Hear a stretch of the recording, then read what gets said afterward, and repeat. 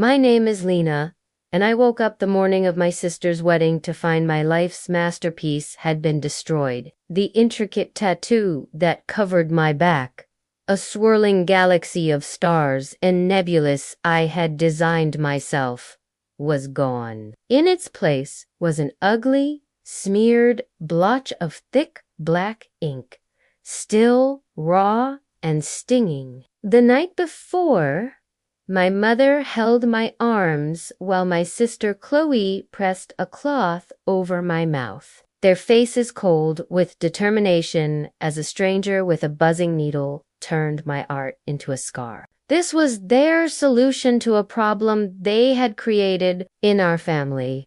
Chloe was the brilliant one, destined for a corner office, while I was the artistic one, a label that was both a compliment and a cage. My talent was something they used for custom party invitations and home decor advice, but it was never celebrated with the same reverence as Chloe's academic achievements. My tattoo was the ultimate expression of that talent, a piece of my soul made visible. They had loved it at first, or so they pretended. My mother called it a walking masterpiece, and Chloe even asked me to design a smaller one for her, a request she quickly abandoned. But as the wedding approached, their admiration curdled into something ugly. They grew obsessed with the idea that my art, permanently etched onto my skin, would somehow eclipse Chloe on her special day. This fear became their singular focus. The bridesmaid dress Chloe chose was, ironically, backless. It was her idea, she had claimed, to show off my beautiful artwork. Now I understood the truth. It was never meant to be a showcase. It was meant to be a stage for my humiliation. They knew what they were going to do all along. The dress was not a compliment. It was a weapon waiting to be armed. Forced into the dress, I felt the cheap fabric scrape against my raw skin. At the church, the whispers started immediately. Guests who had once admired my back now stared with a mixture of pity and disgust. The story my family spread was that I had drunkenly gotten a terrible cover-up out of a fit of jealousy the night before. A desperate, last-minute cry for attention. Chloe played the part of the concerned sister perfectly, telling her friends how she was so worried about my stability. My father, Richard, shook his head gravely while talking to guests, speaking of my rebellious streak and poor life choices. My mother, Eleanor, clutched her pearls and spoke of the shame of having a daughter who would deliberately try to ruin her sister's perfect day. Each lie was a fresh cut. The only moment of grace came from Alex, the groom's best friend and the wedding photographer. He had taken professional photos of my original tattoo for my portfolio months earlier. He took one look at my back,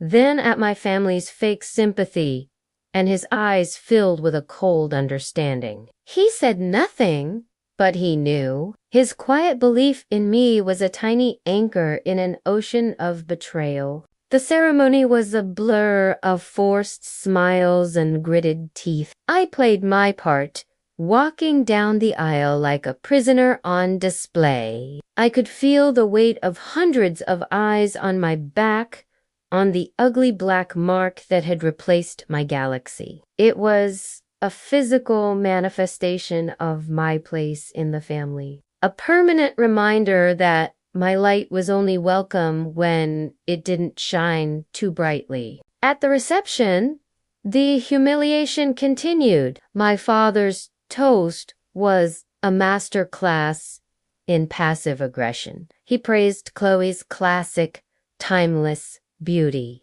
then made a pointed remark about how some choices are permanent mistakes that show a lack of character. The room was filled with polite laughter from people who didn't understand the violence hidden in his words. I, however, understood perfectly. It was in that moment, as they toasted to their perfect family, that something inside me solidified. The hurt did not vanish, but it crystallized into a diamond-hard resolve. They wanted a show.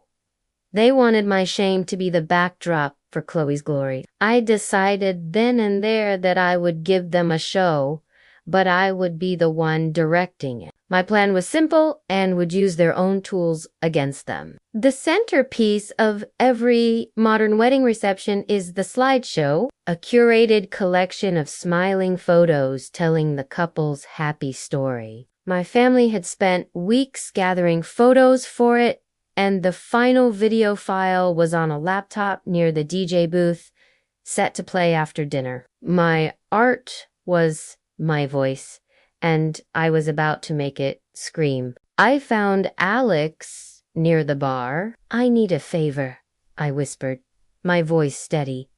"I need 2 minutes with the slideshow laptop, alone." I told him I wanted to add a surprise slide with a poem for Chloe. He looked at me, saw the fire in my eyes, and simply nodded. He created a distraction, pulling the DJ aside to discuss a lighting issue, giving me the window I needed. My hands did not shake as I inserted a USB drive into the laptop. I had prepared the files in the hotel room the week before, using the photos Alex had once taken of my back. I didn't delete their slideshow.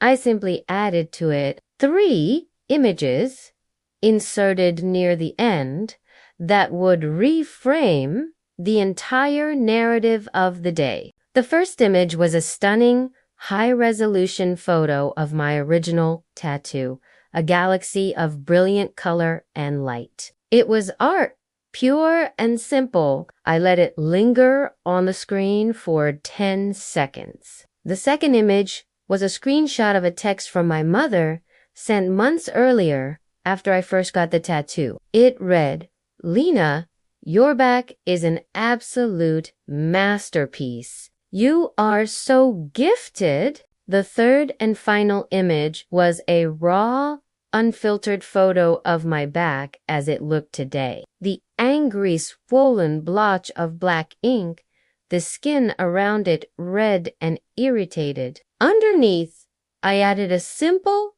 elegant caption in white text, "The night before the wedding." Then I pressed save, removed the USB, and walked back to my table. The lights dimmed for the slideshow. The room filled with AWS. As pictures of a baby Chloe and her groom flashed on the screen, my family was beaming, soaking in the celebration of their perfect lineage. I took a sip of water and waited. The happy photos continued, telling a story of love and laughter. Then the screen went black for a second before the first of my images appeared. A collective gasp went through the room as the photo of my original tattoo filled the giant screen. It was undeniably beautiful. Whispers started to ripple through the guests. "Whose tattoo is that? Is that Lena?" The image of my mother's text message followed her own words praising the art she would later help destroy. The confusion in the room grew palpable. Then the final image hit them. My ruined back. The ugly, violent scar.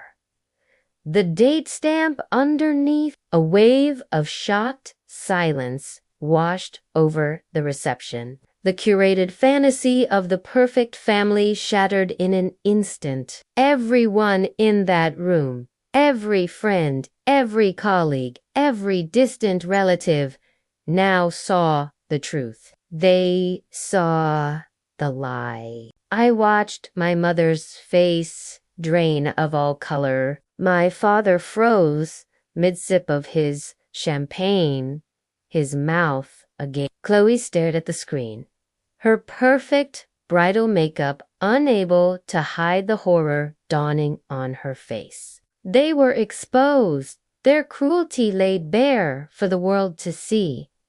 There were no more lies they could tell. The evidence was right there, projected 10 feet high. I didn't stay to watch the fallout. I stood up from my table, my back straight, and walked towards the exit. For the first time all day, I did not feel the stares on my back as a mark of shame, but as a mark of victory.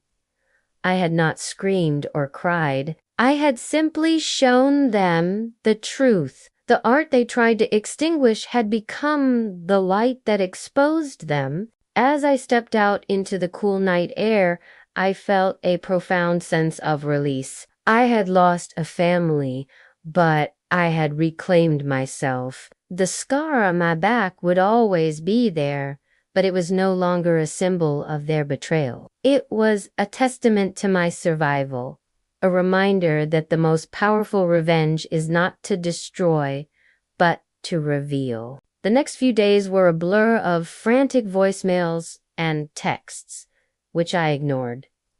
The wedding ended in chaos. The story of what my family had done spread like wildfire, far more effectively than any rumor they could have concocted about me. They were ostracized not by my actions, but by their own. They had been judged by their peers and found guilty. I never saw them again. I moved to a new city and started a new life, one where I surrounded myself with people who celebrated my light. I even found a master tattoo artist who, over many sessions, began the slow process of transforming my scar into something new, something even more beautiful. He called it a rebirth, and he was right. My revenge was not loud or violent. It was quiet, precise, and permanent, just like the art they had tried to erase. I took their greatest act of cruelty and turned it into my moment of liberation.